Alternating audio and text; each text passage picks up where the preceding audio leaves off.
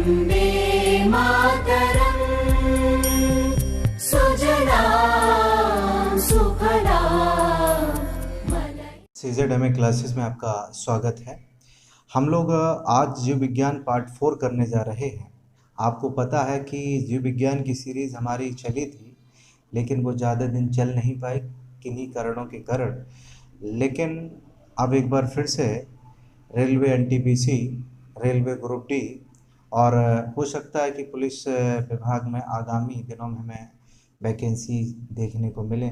इन सभी को मद्देनज़र रखते हुए आज हम लोग अपनी बात को स्टार्ट करते हैं जीव विज्ञान पार्ट 4 में। तो पहला चैप्टर यहाँ पे लिख लेते हैं। हम लोगों ने पहले दूसरे तीसरे चैप्टर में विभिन्न विषयों पे चैप्टर का नाम लिख लेते हैं। चैप्टर का नाम है जीवन की उत्पत्ति। जीवन की उत्पत्ति कहते हैं हम लोग इसे ऑरिजिन ऑफ लाइफ। अब जीवन की उत्पत्ति से संबंधित बहुत सारी धारणाएं हैं और जीवन की उत्पत्ति से संबंधित बहुत सारी बातें हमारे मन में भी जिज्ञासा उठाती हैं, आपके मन में भी जिज्ञासा उठाती हैं। आखिरकार जीवन की उत्पत्ति कैसे हुई, इसके बारे में अलग अलग विद्वानों के द्वारा बहुत सारे तर्क दिए गए। तो सबसे जो इम्पोर्टेंट यहाँ थ्योरी है, हम उसी के ऊपर सीधे आ जाते हैं। तो जीवन की उत्पत्ति या फिर ब्रह्मांड की उत्पत्ति और विकास से संबंधित जो बातें हैं यहाँ लिखते हैं। ब्रह्मांड की उत्पत्ति से जो संबंधित बातें हैं, ब्रह्मांड के ऑरिजिन से जो सबसे महत्वपूर्ण जो संकल्पना है, उस संकल्पना का नाम है महाविस्फोट सिद्धांत। महाविस्फोट सिद्धांत महाविस्फोट सिद्धांत सर्वाधिक प्रमाणिक माना जाता है। इसको हम लोग द बिग बैंग थ्योरी के नाम से जानते हैं।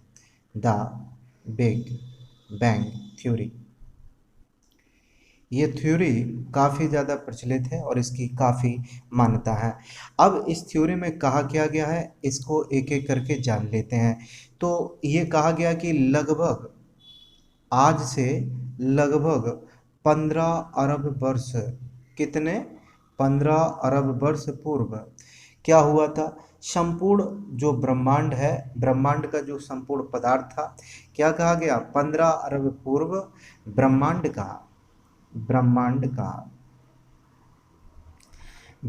का जो भी द्रव्यमान था, पदार्थ को क्या किया गया, किस में समाहित हो गया, तो पदार्थ जो था एक पिंड में समाहित हो गया।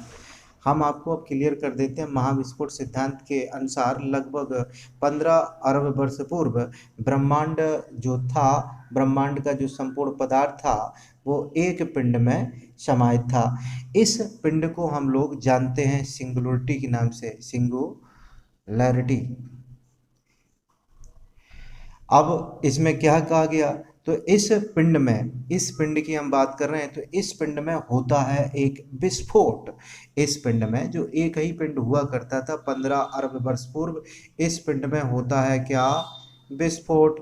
जैसे ही विस्फोट हो जाता है तो विस्फोट के कुछ रिजल्ट आएंगे। तो रिजल्ट आया ब्रह्मांड की उत्पत्ति। ब्रह्मांड की उत्पत्ति हो गई। इसी नियम को महाविस्फोट सिद्धांत के नाम से जाना जाता है। महाविस्फोट सिद्धांत में कहा गया कि जो पूरा पदार्थ था ब्रह्मांड का, वो एक पिंड में था। अब एक पिंड में जब हो जाता है विस्फोट होने के बाद में पूरा जो आज का ब्रह्मांड हम देख रहे हैं वो है। अब ब्रह्मांड के विषय में विकास की प्रक्रिया जो है, इसके बारे में हम लोग जान लेते हैं। ब्रह्मांड के विषय में विकास की प्रक्रिया आखिरकार किस प्रकार से चली। तो आज से 4.6 अरब वर्ष पूर्व, आज से लगभग कितने, 4.6 अरब वर्ष पूर्व क्या हुआ, सौरमंडल का निर्माण हुआ। बहुत ध्यान से, 4.6 अरब वर्ष पूर्व सौरमंडल का निर्माण हुआ। हम लोग सब जानते हैं सौरमंडल में हम लोग रहते हैं, सौरमंडल का हम लोग हिस्सा है, ये सब बातें हम लोग जानते हैं। यानी कि सोलर सिस्टम आज के 4.6 अरब वर्ष पूर्व आया था। अब इसके बाद में सौरमंडल का निर्माण हो गया और इसी के साथ साथ में हमारी पृथ्वी का भी निर्माण हो जाता है। पृथ्वी का भी निर्माण हो गया इसके साथ साथ में। अब होता क्या है, हुआ क्या? तो हम सभी जानते हैं पृथ्वी एकमात्र ऐसा ग्रह है जहाँ पे क्या है, जहाँ पे है जीवन। और किसी भी ग्रह पे अभी जीवन की तलाश चल रही है, खोजबीन चल रही है, लेकिन मिला हो ऐसा कहीं नहीं हुआ कि कहीं भी जीवन मिला हो पृथ्वी के अलावा। तो अब सीधे चलते हैं पृथ्वी के विकास के ऊपर। आखिरकार पृथ्वी का विकास किस रूप में हुआ? अभी तक हमने बहुत सारी महत्वपूर्ण चीज़ें जानी, तो यहाँ हम लोग लिख लेते हैं पृथ्वी, और पृथ्वी का विकास किस किस प्रकार से हम लोग लिखेंगे। तो पहला और दूसरे पार्ट में हमने इसको डिवाइड कर लिया। पहले को लिखते हैं आजीवी, आजीवी महाकल्प, महाकल्प, और दूसरा है जीवी महाकल्प। पहला कौन है? अजीबी महाकल्प, और दूसरा कौन है? जीवी महाकल्प। अब जो अजीबी महाकल्प है ये भूपटल के निर्माण से संबंधित है, भूपटल के निर्माण से संबंधित, यानी कि भूमि यानी पृथ्वी का पटल कैसा रहा है, अजीबी महाकल्प में इसकी चर्चा की गई है।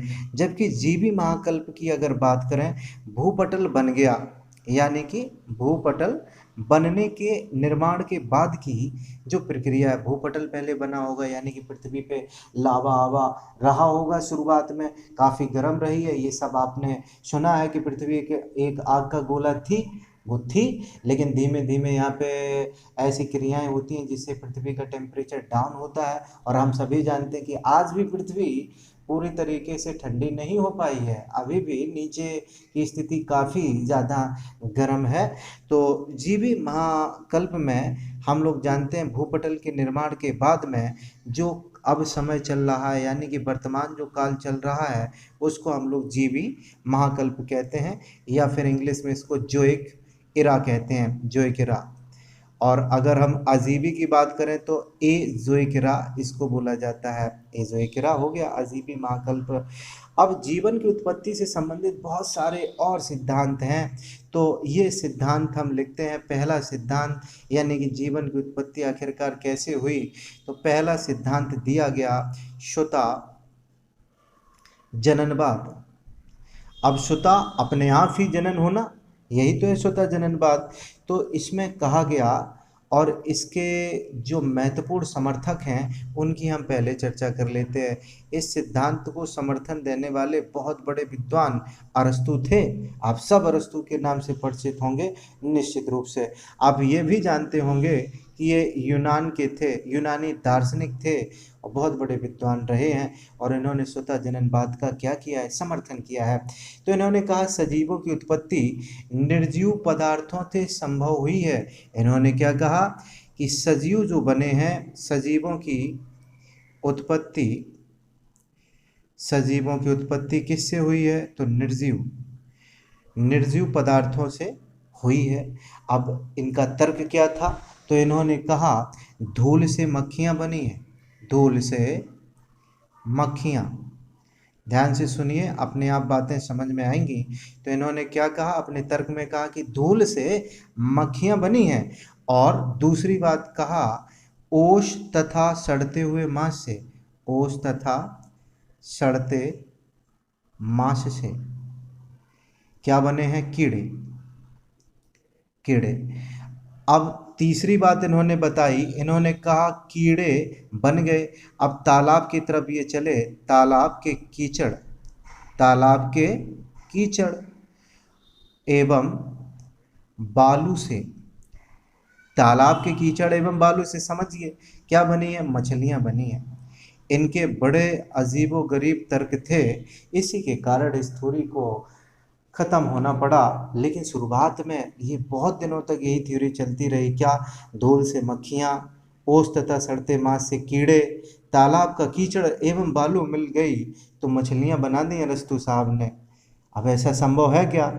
तो आज के डेट में ऐसा कोई नहीं मानता। श्रोता जननवाद का सिद्धांत इनका पूरी तरीके से खारिज कर दिया गया।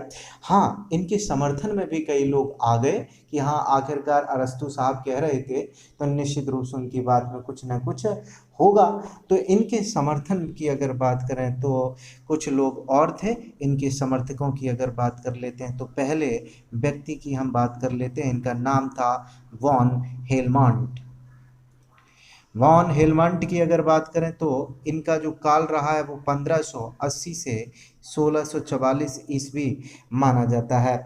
इन्होंने कहा स्वतंत्र जननवाद के संबंध में इन्होंने एक नहीं दो तर्क दिए। स्वतः जननवाद होता है, इसको इन्होंने प्रमाणित भी किया है। तो इन्होंने कुछ प्रयोग किए।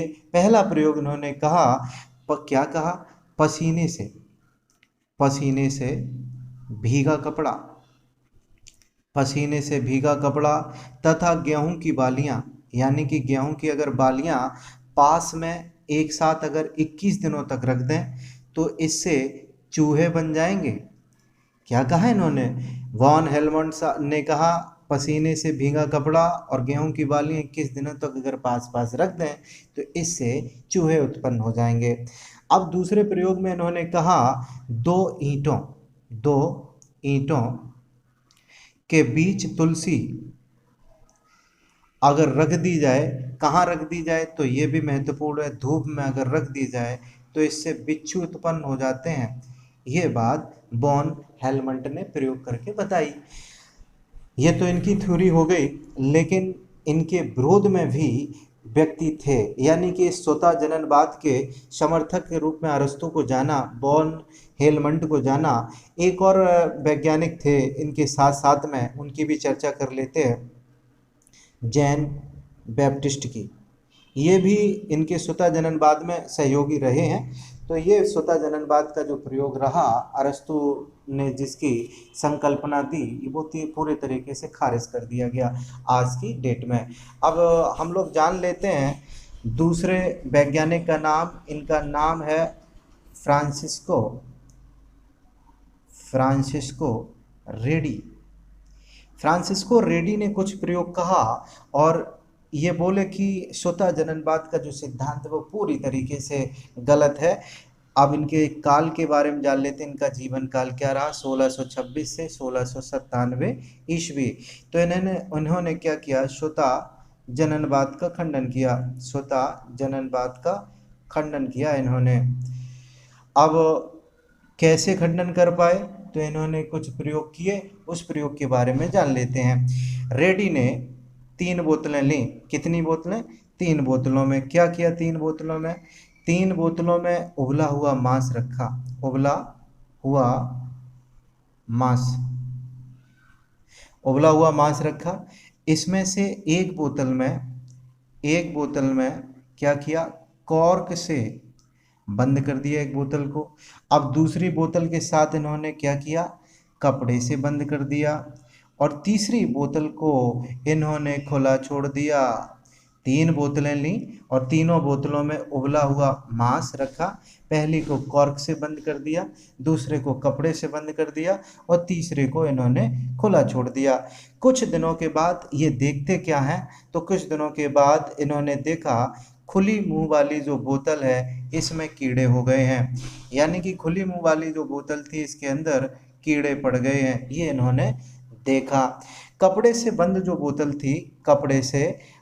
बोतल थी इसके ऊपर भी कीट हो तो गए हैं कीट, लेकिन वो जीवित नहीं रह पाए, यानी कि मर गए, जिंदा नहीं रह पाए जो कपड़े के ऊपर था।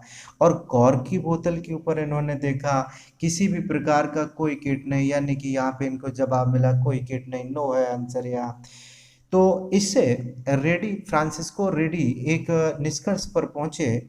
इन्होंने कहा मांस से लार्वा, इन्होंने क्या कहा, मांस से लार्वा को यहाँ पे हम लोग कीट कह सकते हैं, स्वयं उत्पन्न नहीं होते। इन्होंने कहा मांस से लार्वा यानी कि कीट जो है वो स्वयं उत्पन्न नहीं होते, बल्कि इन्होंने कहा जब इसके ऊपर मक्खियाँ बैठती हैं, जब मक्खियाँ कहाँ पे बैठेंगी, मांस पर अंडे देती हैं। मक्खियाँ अगर मांस के ऊपर अगर बैठेंगी तो निश्चित रूप से क्या देंगी, अंडे देती हैं, तब ऐसा संभव है कि उसके ऊपर कीट उत्पन्न हो जाए। ऐसी थ्योरी फ्रांसिस्को रेडी के द्वारा दी गई।